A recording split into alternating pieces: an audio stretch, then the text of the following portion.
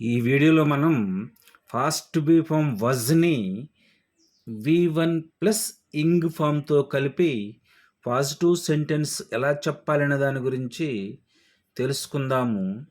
గతంలో ఒకానొక సమయంలో జరుగుతూ ఉన్న పనిని గురించి చెప్పుటకు ఈ విధమైన సెంటెన్సెస్ని ఉపయోగిస్తాము.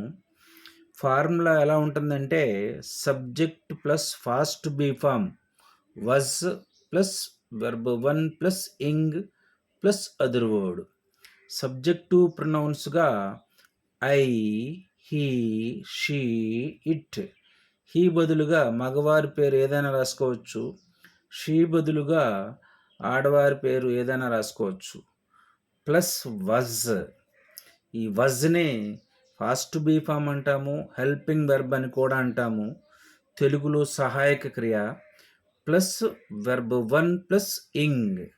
దీని యొక్క ఫామ్ ఎలా ఉంటుందంటే play plus ing playing, work plus ing working, study plus ing studying, live plus ing living.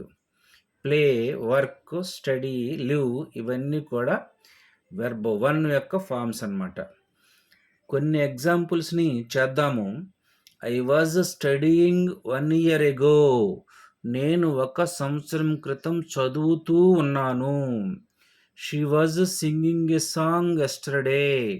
ఆమె నిన్న పాట పాడుతూ ఉంది. He was playing cricket last Sunday. అతను పోయిన ఆదివారం క్రికెట్ ఆడుతూ ఉన్నాడు. It was snowing yesterday.